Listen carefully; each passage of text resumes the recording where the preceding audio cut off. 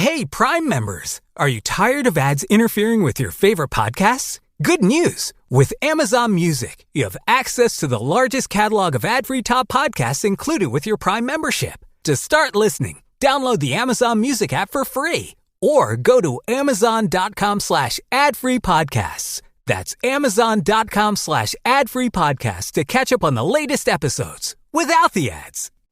Historia Canadiana is recorded on the unceded lands of the Kanien'kehá:ka First Nation.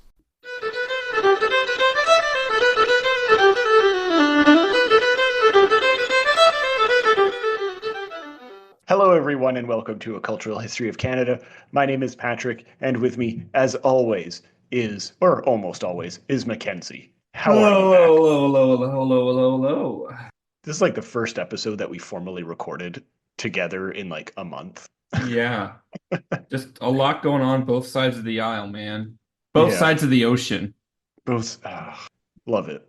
But no need to worry. Our bond's as strong as ever. It never goes away. We bond over Daredevil and how cool of a show it is. We can also bond over the fact that my students are listening to the show now. Are they really? Some of them Oh, are. no. They keep trying to play it in class, so I have to keep telling them to like shut up, back off, close it, because I hate the sound of my own voice. I genuinely just hate hearing, like, my mother's tried to play the show in the car when we're driving, and I'm like, nope, get that shit out of here. Yeah, I know. Like, it's I have a very fun. she was a little surprised at first. She's like, wow, like I'm like, no, I just cannot listen to myself talk. Yeah. I have had a few teachers we have had a few teachers send us emails in the past saying like they've used the show as an educational resource. Yeah. Kind of fun. They just have to be careful with the swearing. Yeah, I should put an explicit warning on our podcast just because, sometimes you don't pay attention. Who fucking cares? Damn it. Before we forget, we didn't talk about this on the pre-show. What do you think of our new prime minister, our new interim prime minister from across the ocean? Honestly, I'm glad we didn't talk about it in the pre-show. I'm glad because again, I get people talking to me about that here too in Canada. The kids are always asking like, "Oh, 51st day, blah blah." And I'm like, "No." And you know what? I know you have opinions and feelings on Mr. Carney, but it's like it's best pick of a bad bunch at the moment. Sure, exactly. Like my gripes with him are the same that I have with pretty much any liberal prime minister or conservative prime minister. It's like people treat them as if they're radically different and they're not. Yeah. Right. I don't think he's, the savior of everything. He's probably going to be competent, but that's just it. Already, like with his resume, some of the decisions he's made piss me off about things like the carbon tax and his curtailing of the capital gains tax. Like, but Patrick, you got to axe the tax. But that's the thing. You're not just on a logical level. Those policies and the ideas that he's spouting are not different than the conservative ones. They're just in a lighter mode. But right? And that's what frustrates me more. Patrick, we have to axe the tax. Anyway, listen, I don't think you understand. We need to axe the tax. Look, it is. I'll give them we need that. to verb the noun. Slogan. Listen, we need to verb the noun. Honestly, that's my favorite set of memes. It's like Pierre Poilievre there with his little lectern, and it's just like it has the most ridiculous shit. And it's like it will say one thing in English, but it will say something different in French. So like English one of them I saw because all these ties that are being made between him and Trump, and it's like lick the boot. Voulez-vous coucher avec moi ce soir? It sounds like an hour. This hour has 22 minutes sketch. It sounds like we're getting to postmodern slogans in politics. This is where our friend Michael Ondaatje comes back in. Listen, bring it back to Michael Ondaatje. Oh god. So no, I am a little disappointed that he did axe the tax. Like I get he's doing it for political clout, favor, whatever, to make sure like to secure a liberal win. But I'm like, guys, can we just Yeah. And at the end of the day, like it is a drop in the bucket as far as like the necessary climate action, but it just shows a toothlessness that is just disappointing. Yeah. It just shows how screwed we really are in the fight for climate change. Yeah, and just how much of a joke our political system actually is. That's it. That's my 2 cents about him. If I had to, like you say, if I had to pick between the two, unfortunate. I'm not going to vote for either, but Well, even if I had to pick between great. him, Polyev, and Jagmeet Singe, I wouldn't pick Singe either. Yeah, probably. Actually, I don't know. I Because just Singe is feel literally, well, no, because Singe is just as toothless. yeah, Like yeah. it's problems Exactly. across the Yeah. spectrum where like he makes a lot of noise, but then he never sticks by anything.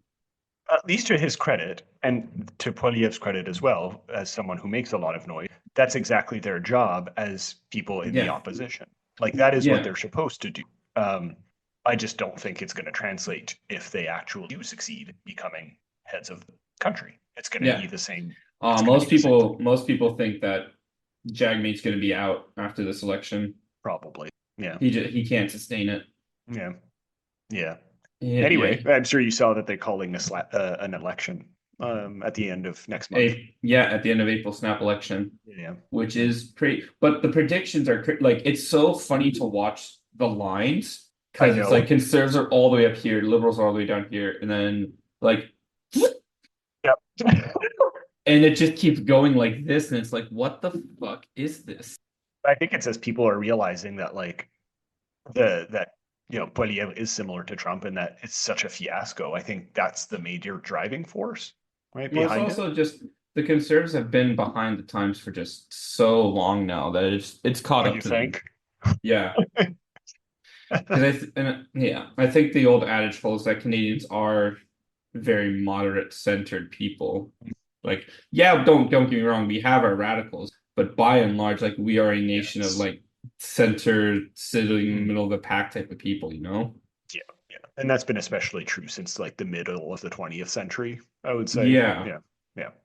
Well, again, as the world got more hectic and chaotic, we became this like, again, this very stable bedrock country that just like I'm not trying to pump the country up or toot our own horn, but we very much became a country as a signifier of like, hey, like everybody chill, like we're all just gonna like this is what we'll do, this is how we'll figure it out type of thing, you know? Yep. And much like any signifier, it's all a metaphor. It's all it's all performative. It's all performative. There you go. That's the well, but some of it is like you go back to the 2008 financial crisis, it did not hit Canada as hard because we have this very like bedrock stability and all that other shit. So it just became a thing of like this is who we are. When all this crazy shit happens, Canada just chills, man. And speaking of being performative in our changes, let's talk about race. Yeah, exactly. Great segue into the episode. Heyo. We are talking about is it pronounced Africville? Africville is the name of the town. Africaville. Africaville is the name of the book. Yeah. Because Africville would be too hard to pronounce for most people, I'm guessing. Yeah, and I think also the novel. I'm just sending more digs at white people. Don't worry. Yeah, exactly, and I think also the novel wanted to distinguish itself as more fictional than. But anyway, I don't know what the logic was. I didn't ask the author, obviously. But yeah, we're talking about Africville, which some people have already done in podcast land, and there's some stuff out there. Oh, there's so much you should like actually listen to besides two white guys talking about a very racialized issue in Canadian history. By the way, like not only do I recommend that people listen to our other episodes where we do have African Canadian guests on the show, whether it's our episode with George Elliott Clark, but I do actually have an interview. Little flex. We had George Elliott Clark on the show. If you know, you know. But like I already recorded it. I just haven't released it yet. But I do recommend that people check out one of the interviews that I'm going to be publishing soon on the feed, which also I think ties in quite nicely with what we're talking about in this episode, although in a different Canadian context. It takes place in Vancouver. Honestly, and I think just do your own research. Yeah. Like actually do your own research, not like conspiracy theory type do your own. But yeah, anyways, let's talk about Africville. Break it down for me. Is this actually something that you've ever heard of? No. Like as a concept? Yeah, it's interesting. It's such a microcosm of Canadian history. Like obviously, like anything in Nova Scotia, which is where Africville was, right? It's just in the northern part of Halifax, right? It was a part of Halifax. Like anything in Nova Scotia, it is on a small scale because what isn't? Um, right. It's kind of fascinating. It's such a small community that managed to capture Canadian race relations for so long, for like 150 years. Right. And it's kind of fascinating that it would do so, right? Not entirely surprising. It's just interesting. This town that started off with like 400 in the early 19th century would kind of mirror some really fascinating Canadian historical moments as far as race relations are concerned. And actually ties in very briefly to um, one of the episodes that we did on Pop Canada, as we'll talk about a little bit later. I don't think I wrote it in the notes. I'll try to remember it. Yeah, our episode on Portia Wright. Oh yeah, that was Uh, fun. since you haven't heard it, have you at least heard of the Loyalists and the Black Loyalists? I know what Is this loyalists are, something but that not you've black loyalists. like? Can you? I I assume you assume, can well, because like the put loyalists were two the and two people who together. came from England. Well, Yeah. no, they came from America that were like the English people, Yes. still loyal to England, and they came to Canada first. So I guess some of them were black. Some of them were black, specifically, of course, freed slaves, Yes. or people who wanted to escape slavery. And what a lot of Yes. the British side in the Revolutionary War did, right, they would promise near to be freed or still enslaved black people, that if they fought for them, right, they would be Yeah. able to actually gain their freedom and go up north, Yeah, or and at least so, stay on British territory. well, because the British started like abolition movements in 1807, full abolition in 1833. Obviously not that simple, but No, yeah. no, but it's part of like the whole process of abolition, obviously. Yeah, and so like you do see the early days of settlements, right, that Mm. are established in Nova Scotia by these early Black loyalists. I actually did when I first started the show way back when, like 5 years ago at this point. I did an Eh? episode on the Black loyalists. Um, Has yeah, this show been going for 5 years? yeah, something like that. Yeah, I did it. I did this episode before you joined in. Yeah. Yeah. So yeah, it would have been just before you joined in. But anyway, it doesn't matter. Like I did this episode before you joined in, and so if people want to listen to it, it probably doesn't hold up as well, perhaps, but it exists. It's out there on the internet. Um, On the interwebs. um, yeah, what you also saw, and this is where Africville specifically gets founded, right, is after the War of 1812, which is another obvious conflict between British Empire and America, although on a much Mm. smaller scale, right, than the Revolutionary War. Um, you saw a greater influx of Black refugees, right, from that war also make their way from the United States up to Canada. Mhm.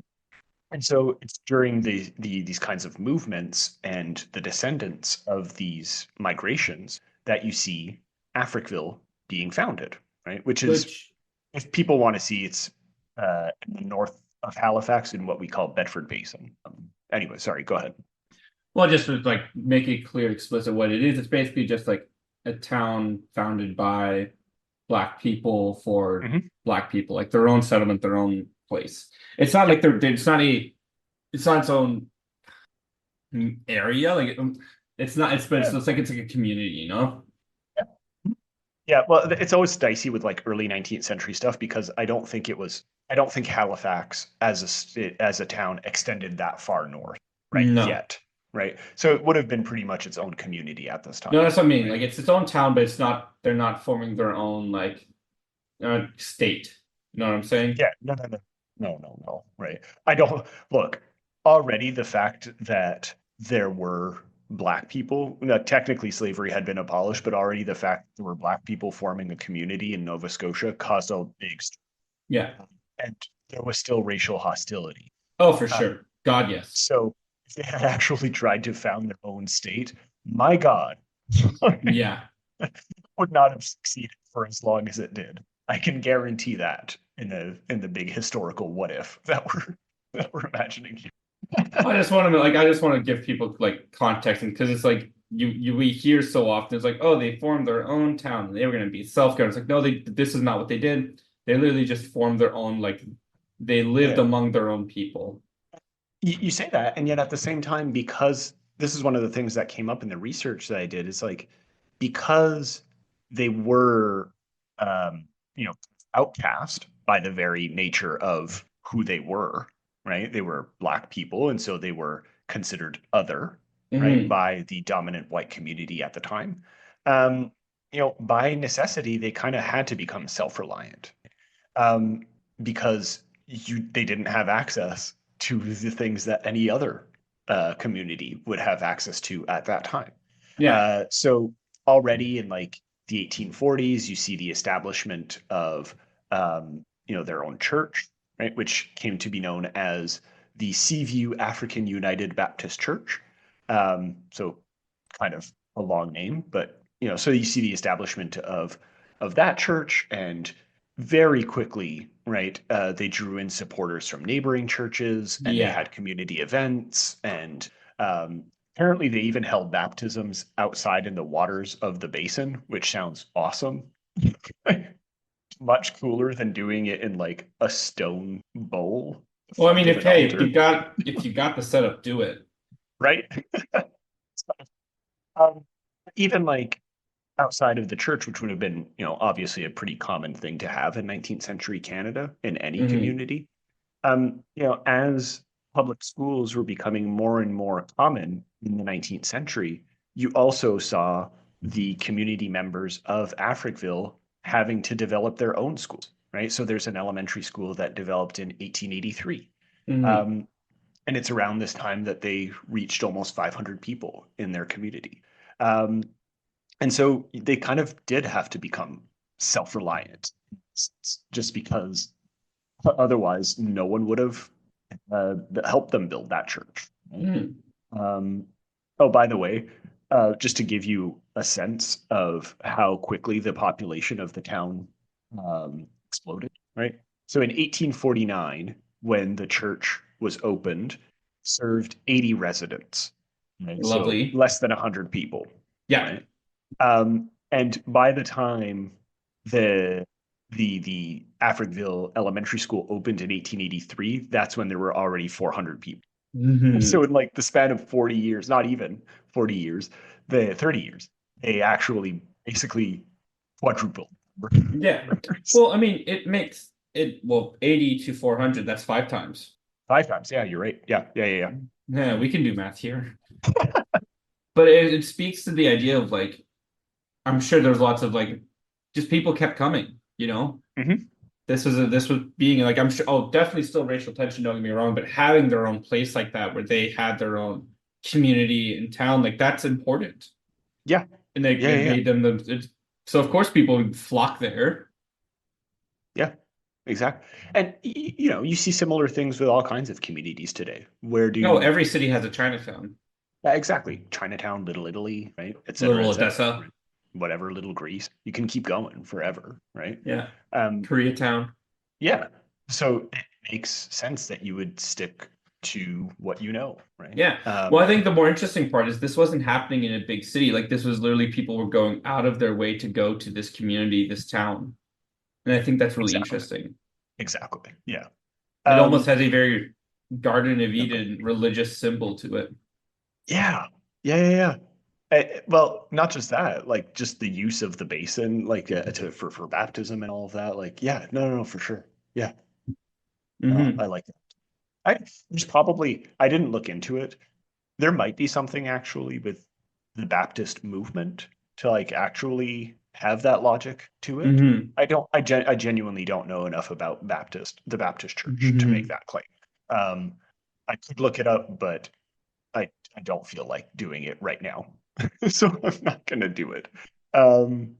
Yeah. So I don't know. Was there anything you wanted to add about these early days before we kind of moved on? I mean, I just had that's one of those historical moments or places I would have loved to live in, just because I just can't imagine like the different ways the culture and community would have interacted with each other, you know? Yeah. Like Black Canadians, Black English loyalists, Black American, like they're all just coming into this one spot. I think, we probably would have had a lot of Black French Mm-hmm. Yep. because that was a Yep. huge thing for a while. And so that Yep. would have Sure. added to it. And so I just Yeah. think that Yeah. it would have been this fascinating little cultural hotspot. Oh yeah, for sure. And yeah, by the way, the cultural aspect is one that was noted, right, in the history of Africville because they were so insular, kind of like what you see, just to take another Halifax Nova Scotia example, kind of like what you see in Cape Breton, right, or that whole area, because they were kind of insular. You saw the development of their own cultural norms and own cultural practices that you would expect, right? They had their own hockey team, right? Mm-hmm. So there was the Colored Hockey League, right? In the Maritimes, Yeah. and the Africville Brown Bombers were one of the most popular teams in that league, right? And they actually drew big crowds from like 1885 up until when it closed, up until when the league closed in the 1930s, right? So that was a part of the Africville culture. There was some famous boxers that came into Africville. Like it was a part of Black life, Yeah, right, for a while, right? for sure. And as you would expect, it was. I don't want to like emphasize the utopian nature of it too much, just because that's not quite the reality of it. But for a lot of people, it was kind of seen as at least a place to temporarily escape the racism that they would have faced outside, right? Mm-hmm. And so, it did offer some kind of solace in that sense. Um, so yeah, that's kind of interesting. So yeah, because because of like both external and internal pressures, which racism, poverty, and all of that, Yeah. um, you actually saw the decline of the community almost immediately, right? Um, well, which again makes sense, especially after the First World War, right? Oh, Um, nobody was which doing well in the First World War. Minorities were doing even worse. not just that, what happened in Halifax during the First World War? Oh, yeah. The incest book. Yes. Take us back to the incest book, Mac. Barometer Rising. Yeah. So The book that romanticized incest and this Titanic-esque, literally Titanic-esque story yeah. about a family in love. It was more acceptable for cousins to be in love at the time, okay? Thank God that Anyway. changed. Yeah, no kidding. But yeah, so for those of you who don't know what Mac is referencing, he's referencing the Halifax explosion in this case. Like that was the big event Yeah, that happened in Halifax at the time. yeah. Which of course had a huge impact not just on the city, but it leveled most of Halifax's north end, which is where Africville was. Hmm. Right? And as a town that already had to be kind of self-sufficient, to then have your city almost be leveled, terrible. As I say city, town almost leveled. It's Yeah. you're basically screwed, right? Um, and there was one there was one article that I read actually that referred to it pretty nicely in the title heading. It basically said they had to pay the taxes, but they got none of the services. And Mm. that really showed after World War I, where they basically had their plans to turn Africville into a more industrialized part, right? As a lot of places were Yeah. becoming in the 21st century. All of that was shelved, right? Any of the global relief efforts, right? Did not That happen. no, no, it happened in Halifax, in mainstream Halifax. That's fine. Africville, none, right? Um, and during the explosion itself, very few people from Africville actually died, right? I think that there was like three or Yeah. four who actually did Yeah. die, which is obviously terrible, but it's comparatively little, few people, right? But just the actual act of having your home completely destroyed and not having the means to build it up again Yeah. is is almost worse just because it forces your community into decline and you die over a longer period of time. Well, it's a slow death. And this is online, and it's a very common playbook that the system uses. Because I'm sure everything that happened was perfectly legal. And I think that's the part where we like to pretend and discuss and act like in Canada we are so much more progressive in these ways. But we still there wasn't violence in the streets or riots or but there's this tension and there's just this very subtle way of doing things here. Yeah, exactly. Yeah. And during this time, right, during the early 20th century, for example, just to give some of the stuff, right, despite the fact that they were tax-paying as part of the city of Halifax, they were officially there as part of the city of Halifax, they were paying taxes, but they didn't even have essential services. Like their housing was substandard. They didn't have assistance to upgrade, right, as a lot of residents would. The physical deterioration of the city, running water was barely a thing, right, for a lot of Africville residents. And so, of course, this has compounding effects, right? Disease, malnutrition, so on, right? Again, very similar to what you see in most underfunded or just poor neighborhoods today. It's an unfortunate case of the more things change, the more they stay the same, right? And yet, conversely, perhaps because of or in spite of, I'm not quite sure, people stayed there and continued to try to build a community, right? Which demonstrates a huge amount of resilience and dedication to building a community there, which is, in many ways admirable. And in part also, of course, people don't want to leave their home, which is a completely reasonable thing to do. But also does show, right, a willingness for people to actually try to make this work, right? Which by then had already been a thing for 50 years, right? Over almost 60 years, it had been a community. So yeah, I would understand that people would try to make it an actual, viable project, right? Because it had been one for a while. For sure. Yep. Yeah, and just to bring it back before we get too far away from this, just to bring it back to the cultural aspect and the Portia White part that I mentioned at the start. This is it's during this time that she would have visited Africville, and she actually worked as a school teacher there, right? So if people don't know, you should listen to that episode on Portia White. I think it was actually one of our very actually culturally beloved episodes, and not just another stupid one. No, it's a good one. It's a good episode of Pop Canada. If you want to listen to that one, I think it's still under the out behind the Patreon, but I'm not sure. But even people like Duke Ellington apparently visited Africville in the 1960s. Yes. What a thing. I mean, I'm sure now it's talked about in this beautiful way of oh, Canada had this town and community just of Black people. It's but what happened to it? What happened to it, Canada? Why aren't they still there? We'll come back to that. Put a pin in that one. Yeah. Again, it's a historical site now. I know that for sure. And so it's oh, we get to have our cake and eat it too. Yeah. But that way we don't have a town just of Black people. No, exactly. And that's the thing. It's when you were saying what happened to it. Again, it kind of became a poster in many ways, right? There were acts of resistance. You were bringing up riots and all of that. As far as I could see, there was never straight up riots in Africville, but there were certainly acts of resistance in the sense of city petitioning, city governments for very Canadian resistance. I mean, right here in Montreal, where I'm standing, there were active riots, race riots, right? That was a thing. That's Quebec.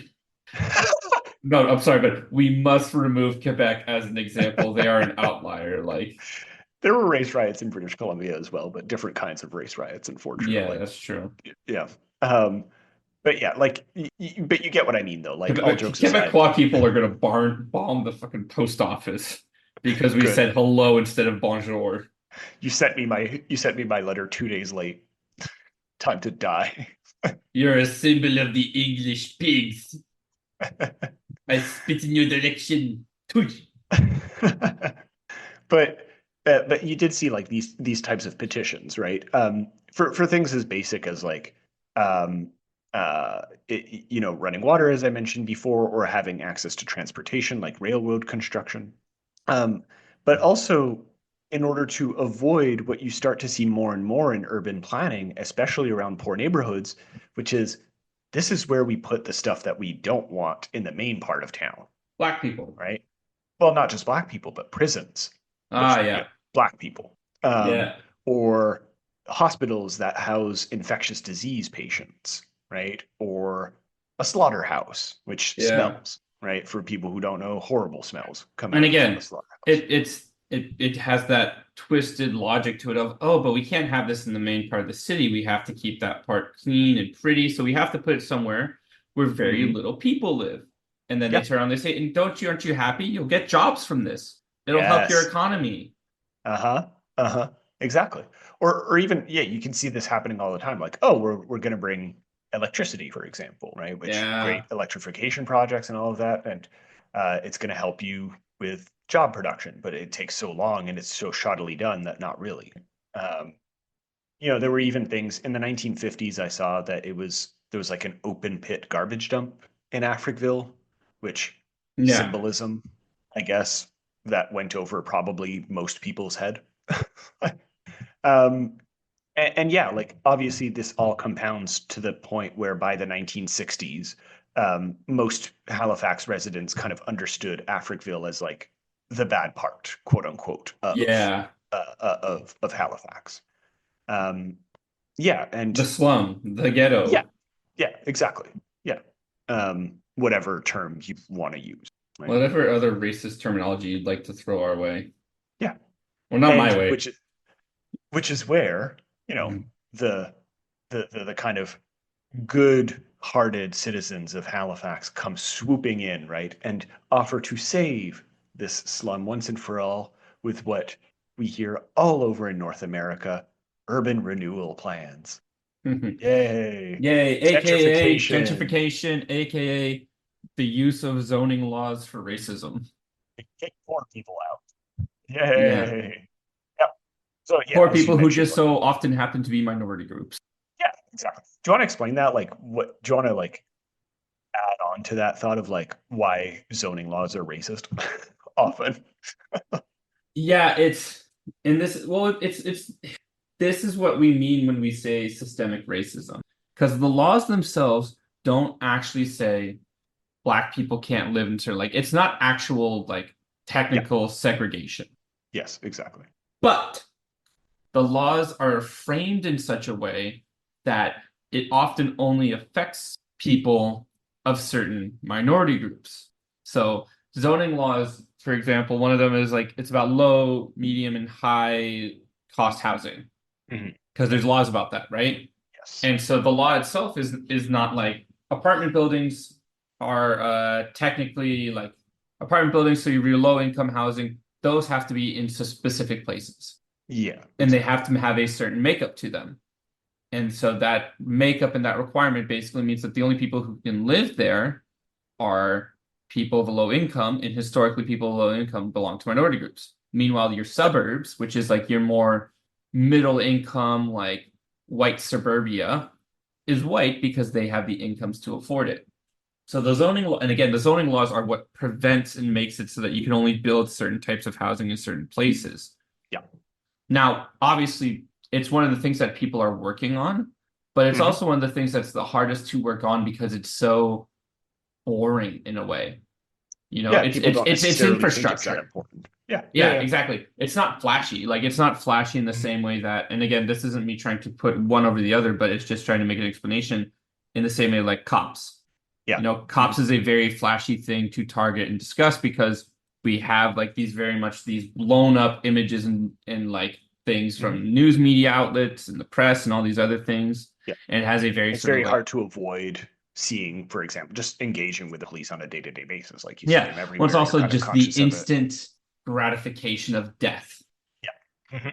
Which is, it feels like such a weird thing to say that way, the instant gratification, but like, oh, it's true. Black people die right away because of cops, versus people are still dying because of these zoning laws, but it's a slow death. They're dying because of like the environmental degradation and all of that Yeah. we've been Well, it's talking also, about you so know, far. put the mental like fucking imagine having an infectious diseases hospital working there and being fucking terrified for the rest of your life that you're passing along an infectious disease. Yeah, which is a kind of fascinating thing, and I didn't find it in my research, but I'd be kind of curious to see if that is a thing because there is a Yeah. long history of black communities being used for tests with medical treatments Yeah, and yeah. all of that, like But against no, their will so and so on. So zoning I don't. laws, laws of taxation, like they never are explicitly racist, but they are always framed and worded in such a way as to be racist, just Yeah, without saying it, you know? Without being like, oh, technically we're not actually racist. Like, no, but like you basically said people of a certain like income range can't do this, and like, hey, statistically, these are the people that fall in that income range. yeah, and There's a connection. sometimes it is with the knowledge of a racist act, but you're not necessarily framing it as such, right? Like Yeah. the one that we both know, the example is like the building of highways, right? Yeah. Which deliberately went through poor communities, right? Which and racialized community. So it caused and forced their displacement, which the people who were building the highways knew full well what they were doing. Right? Yeah. Like And again, it's you also could have fully they not also done that. know that these people are not often educated enough to be able to know the right way to push back against this and know the right way to Yeah, resist. exactly. Yeah. So all of that kind of comes together, right? And it pretty much happens in Africville. The compounding of, at this point, generations of systemic forms of racism that impoverishes this part of the city makes it so there's this grand relocation and urban Yeah. renewal program, right? Yeah. But of course, there's a catch, because there has to be, right? Usually, when you relocate a community, right, you pay them for it, right? You pay them Yeah. for their property, right? It's not necessarily like sometimes it's market value or like some negotiation that you make, right? You buy out their property, and they, with that money, they move somewhere else, wherever they want, right? Wherever they Wherever they want, can, in yeah, quote quotation unquote, marks. of course. Um, However, right, and this is a process, by the way, that took several years, right? It started in the 60s, but I think it ended by the 1970s, right? The last remaining home in Africville, I think, was destroyed in 1970. So it took many years to actually do. Mhm. But the thing is, the residents of Africville who got compensated were only the ones who could actually prove that they owned the land, right? And So if again, they but had, and you hear that and you're like, ah, that sounds like that's the way it should be, right? You have to go this twisted logic. When the reality yeah, should be, hey, we made you leave. You probably should just get money no matter what. But so we still live in a feudal system, so it's called techno feudalism. Thank you very yeah. much. Postmodern So, feudalism. Michael Londaci feudalism. We live in the lord of the lands. So, Ah, these people who are lord of our land, they are our landlords. Hmm. so the residents who could that they owned the land with the official piece of paper and all of that were actually offered payment equal to the value of their. So, like they actually got Mhm. this. But however, a lot of them did not, right? By the very nature of how the history of the community developed. Right? Mm. At the time in the 1880s or in the 1840s when they started settling there, this idea of deeds and so on and property would not have necessarily been that common. Mhm. And as the city kind of, or as that part of town kind of developed around, didn't naturally happen that a lot of these places had deeds. They often went from one generation to another, right, without Yeah. having had a formal deed in the first place, right? Yeah.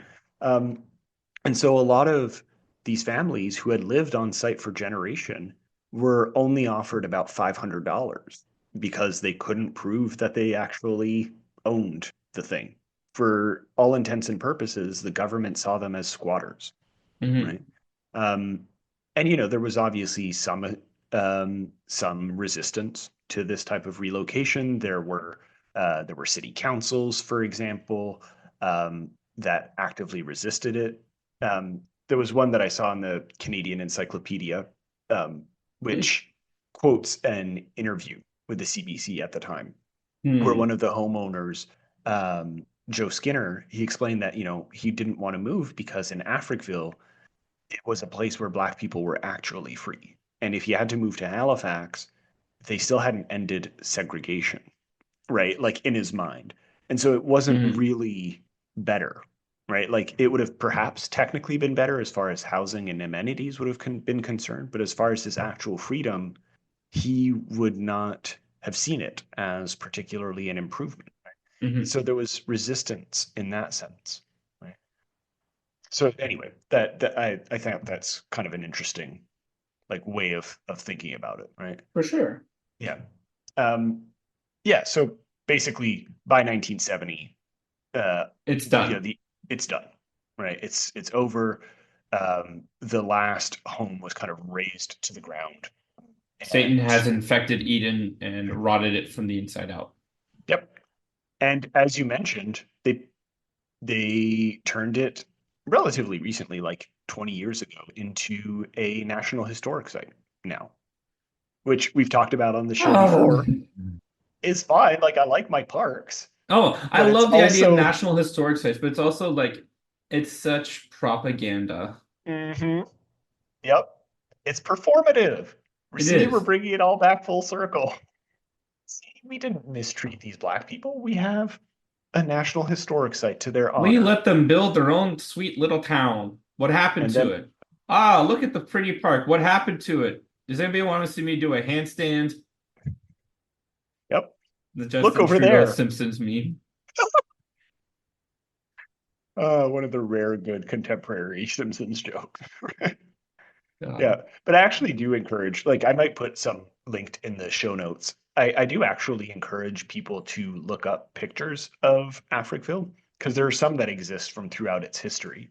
And it's really fascinating because it's one of those cities that you have a full depiction, right, of its rise and fall, right? Like actual visual archives of its rise and fall. There are pictures of, residents of Africville putting their stuff onto dump trucks and having to get out, which you don't see very often, right? And I think it's really worth looking at. And I'll try to kind of put some pictures in the show note, right? Or there's old pictures of what the town looks like, which looks like a regular town on a hill, right? Right, but at the forefront there's but at the forefront there's a sign that says please boil this water before drinking and cooking, right? And this would have been a relatively contemporary picture, right, from the 1940s. And so it's kind of there's this weird disconnect between the realities of the time and the realities of Africville. Anyway, I really recommend people look more into it. We've already been talking for an hour at this point, right? And we haven't even gotten to the book. Have we actually been talking for an hour? Yeah, kind of. Yeah, we started at 40, 50 minutes. Okay. Yeah. I just wanted to highlight, we kind of alluded to some of the cultural elements here and there, and we're not going to go into huge depth into this book, but I do think it is a good book that's worth checking out, right? That I do recommend people do. It's by Jeffrey Colvin. It came out 10 years ago, 15 years ago, I want to say. Of a Black community in Canada. Yeah. So it's a novel by Jeffrey Colvin called Africaville. So he slightly tweaks the name. Yeah. But it does show throughout the book, which is the story of 3 generations of people that go from living in a town called Woods Bluff to Africaville, which they change halfway through the novel. They change the name. Yeah. And it does hit on a lot of the points that we're talking about today, right? And I do recommend that people check it out. On a literary level, I don't think it's there's a lot to unpack, right? As we would as literature people, but as a story, I think it's kind of cool, right? And well worth reading. Right? And I just wanted to read a few quotes, and maybe you want to add on to it, right? Just to kind of finish us off. So one of the quotes I had was early on in the book when we have this like fictionalized version of the founding of the city, right, or the Yeah. founding of the town. And I really liked it because it does bring back this idea of, or it raises this idea of community and self-sufficiency, really interestingly. And it says, quote, back when no medicine could reinvigorate a baby whose body had begun to show the outline of bones, smothering was sometimes recommended. Best to end the child's suffering midday when injurious spirits would likely be bedside, feeding on the moisture of a weak baby's last breath. Horrible, right? But that's the thing. It's like the novel is shockingly powerful, right? Like he's a Well, it really just has good to be writer. honest. It just has to tell the truth. Exactly, and that's what I kind of appreciate about the novel. But it shows a few things. There's a few reasons why I chose this quote, right? It was like, obviously it sets up the time, right? Yeah. Back when no medicine could reinvigorate a baby, but it also immediately sets up this idea that like these are times of trial for this community, right? And it's going to be a novel of trial through, of having to deal with this type of thing almost regularly. Yeah. And I think Colvin does a really good job, like you say, of like not pulling punches because you can't in situations like this, or perhaps you shouldn't. Yeah. Yeah. I don't know if you agree or have No, anything to add on that, 100%. but yeah. 100%. I'm with you on this one. Mhm. And there's very much, power. By now, the malady has a name. It refers to the style of cabin where the woman and her extended family live, a dog trot cabin's construction. 2 rooms connected by a short breezeway in the middle have confounded the villagers for years. Yeah. It's Yeah. Go ahead. I just think like it's just really good. And again, it speaks to that zoning type of law, Mhm. like it's not it's almost not even the disease, it's the housing, it's the fact that this is where people like they're forced to live in these types of homes. This Yeah. is what's killing them. Yeah. Yeah. And the malady had a name, right? It's not, and they're not actually referring to necessarily actual sickness, No. metaphorical malady Yeah. here, right? The malady of systemic racism. Racism. Right. Yeah. Let's see. There was one that I wanted to bring up here. Oh yeah, the urban renewal one, right? After hearing that the infant suffering inside the dwelling was not smothered but died on its own, they want nothing more to do with the cabin. Fearful that it is harboring bad air, they might kill another baby, chase out the families living there, and set the cabin. Really like this quote, right? It's taken a little bit out of context here, but it does get to the Gets to the heart of heart of the like, issue. yeah, of like you're the cause of the problem, and yet you're also the one offering the solution to the problem you caused, type of thing. Yeah. Fearful that is harboring bad air. So you're noticing the problem. You're like, well, what I'm going to do is actually cause a different problem entirely by chasing out the families. I'm gonna be just the worst. Yeah. Just, I have an opportunity to do something good and I failed. I don't. No. Yeah. But yeah, I don't know. This is just going to be a list of quotes at this point. It's less of a formal episode, but yeah, go ahead. I think it's something we can keep talking about, and it's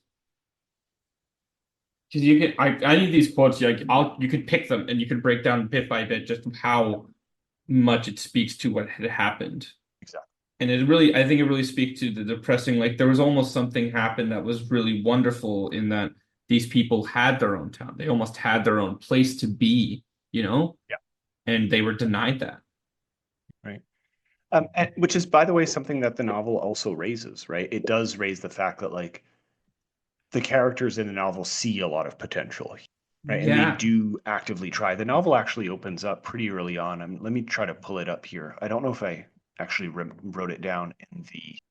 Yeah, actually, it's the last one. It's the last quote that I put in the notes. Right. Every few minutes, Kath-Ella taps Kendra's knee. Kendra keeps her eyes closed, and soon Kath-Ella gives up and stares out the side window into the darkness. put it under the banner of like the ongoing legacy of Africville, but it's kind of what opens the novel, or one of the opening passages of the novel.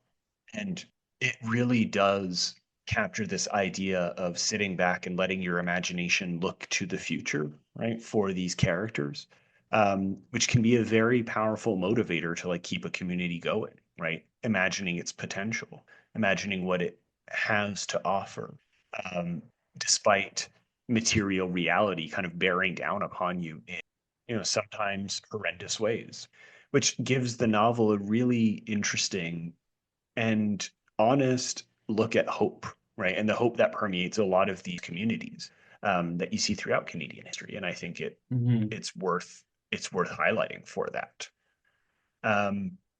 Or there's another quote that I had here, and this is probably the last one that I want to bring up. It becomes customary for Woods Bluff girls reaching their 10th birthday. Woods Bluff was what it was called before. Reaching their 10th birthday to present their handmade dolls to a younger girl in the neighborhood. A gesture of thanks, mothers tell their daughters, because you dodged a death with the fever. That's just depressing. I feel there's kind of a sense of hope to it. No? Why do you feel it's depressing? Oh, wait, where is this one? This is the one under community rituals and cultural identity. I mean, it's I get the idea of hope, like, yeah, you dodged the fever, good job, but it's the depression lies in the situation itself, like the fact that they had to dodge fever, and as if they have to give up their symbol of girlhood and become woman by the age of 10. Yeah. By the age of 10, they have to give up their dolls and say, no, I can't play with dolls anymore. Yeah. Although I feel like there's a few things about that. One, I think that would have been a little bit more common at the time. Like children generally, I feel, were expected to grow up much faster. But maybe not by 10. But yeah, still. But even then, like they're not allowed to hold on to any symbols of that. Like even when you get older, you still keep your dolls locked away somewhere because, hey, that's what you did. Like, and it was a memento of your childhood. Yeah. And as we sort of talked about before, these people were displaced. They were removed from their possessions were taken in garbage trucks. Yeah. And I think this is a discussion of the fact that they weren't allowed to keep mementos or memories. The only legacy they're allowed is the one that the government decided to let them have in a National Historic Site, which is a very clean and sanitized legacy. I do like the idea, though, like that Colvin brings up of with the doll of the shared element, right? The shared object that kind of connects all of these women in the community. Yeah, I think that's a powerful image, and then a really good one. Like the underlying implication, I think you're absolutely right. Can be rather. No, I think it shows the resilience and the hope of the people while also highlighting like the shittiness of the situation. Yeah. It's one of those things where it's like you hear a lot of tales of war soldiers coming together and doing all these wonderful things for each other, but it's also like, yeah, but they shouldn't have had to do this in the first place. No, exactly. Just the fact that you were in that situation is horrible. Yeah. Absolutely. Yeah. I don't know. Like I feel like there's not much else that I want to add here. We've already been going for like an hour, so I don't want to like have this go on for necessarily too long. But was there anything you wanted to kind of end on with this, like as far as what we can learn from this or anything like that? Honestly, I think the thing we need to learn the most is like that idea. Honestly, the zoning laws is probably the most relevant thing we have in this discussion. Yeah. And I think that's what this book really sort of highlights is the discussion we'll need to have about what do we do with this? Mm-hmm.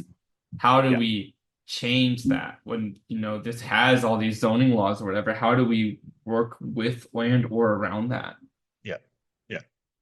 I don't know, like in 2014, Canada Post issued a commemorative stamp. Isn't that enough? Exactly. We have all these performative things and we lack the ability to really take a look at and discuss the things that we actually need to change. These like these laws, these regulations, that sort of stuff. Yeah. You do actually, like, on a less performative basis, and just to bring it back to a more serious and a more cultural note that's relevant to our show, like, um, from what I heard, the descendants and former Africavillians, which is what they were called, um, actually continue to hold reunions every once in a while, right? And I think Yeah, they actually began holding Christmas services at the church museum and all that. So there is a willingness to keep that history alive, right? yeah, In continued community movements, which I think gets at the core of what this project or what this town was at its for heart. sure. Um, so I think that's a somewhat positive note to end on, right? That it still clearly remains in people's minds and histories. Right? Yeah. Um, but there's one last Joe Skinner quote from the guy that was interviewed by the CBC during the renewal thing that gets at what you were saying also. When you are in this country and you own a piece of property, you're not a second class citizen. That's why my people own this land. They worked for it, they toiled for it. It is land that they own, and they try to hang on to it. But when your land is being taken away from you and you ain't offered nothing, then you become a peasant in any man's country. Yeah. Imagine hearing that on the CBC. Just fucking slap. Fucking what a pimp slap. Oh, It's this true, is but good. it's true. It's Yeah, true. yeah. It is. I'm like, good for him for saying that on the CBC. Absolute banger. Yeah. Um, Well, I think that's the perfect place to end it. End it yeah, on that hard note. yeah. Mac, tell us what people can do to continue I mean, just in keep on there. listening. Always check in every episode. Spend it through your friends. Share it Facebook, email. Always email us if you like. We're always interested to hear how we're failing and how Oh, I we can closed the do Facebook better. page, by the way. You close it. Very fair enough. Who's on Yeah, I was Facebook like, anymore anyway? that, and I just couldn't be bothered. So the email will always stay up. Send an email. Yeah. Again, we're not doing this for clout. We're doing this because we want to, and it gives us it's a fun thing that we'll have of our own time capsule. Now you can support the show through PayPal, pay what you feel the show is worth. You can join us on Patreon for extra perks like ad-free episodes and extra episodes like the pop culture series Patrick was alluding to. But Yep. this is, as always, optional, and we will always remain free and independent. So Right. please just keep listening, folks. It's always appreciated. Thanks for listening. Cheers. Bye, everyone.